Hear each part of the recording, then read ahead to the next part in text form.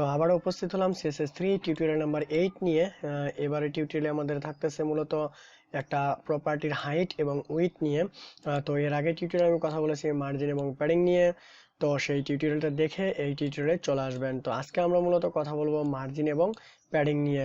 তার আগে একটা কথা বলে নেই, আপনি যদি আমার চ্যানেলে নতুন থাকেন তো অবশ্যই সাবস্ক্রাইব করবেন এবং পাশে থাকা বেল বাটনটি অবশ্যই বাজিয়ে দিবেন। তো ভিউয়ার্স, দেরি না করে চলুন শুরু করা যাক আজকের টপিক হাইট এবং উইডথ। তো এখানে আমরা আপাতত যে CSSটা আছে এটাকে আমরা উঠাই দিব, নেক্সট টিউটোরিয়ালে এগুলো আমরা কথা বলবো। তো এখন এখানে ওকে, সো আমরা এখানে লিখবো এখন হচ্ছে একটা h2 ট্যাগের ভিতরে লিখবো হাইট।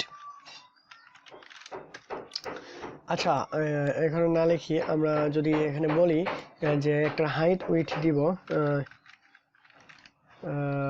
পি ট্যাগ দ্বারা কিছু লিখি, পি ট্যাগ দ্বারা লিখি যে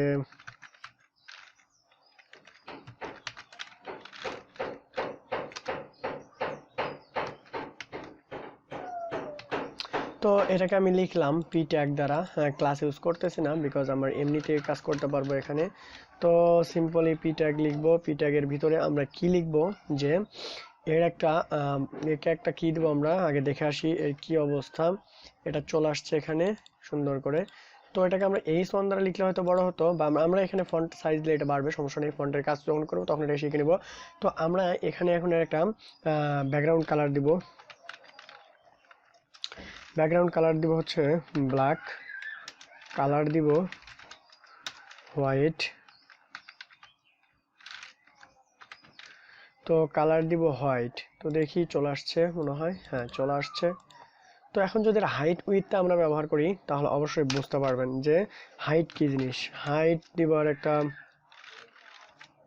তো এর হাইট দিলাম আমি 200 পিক্সেল।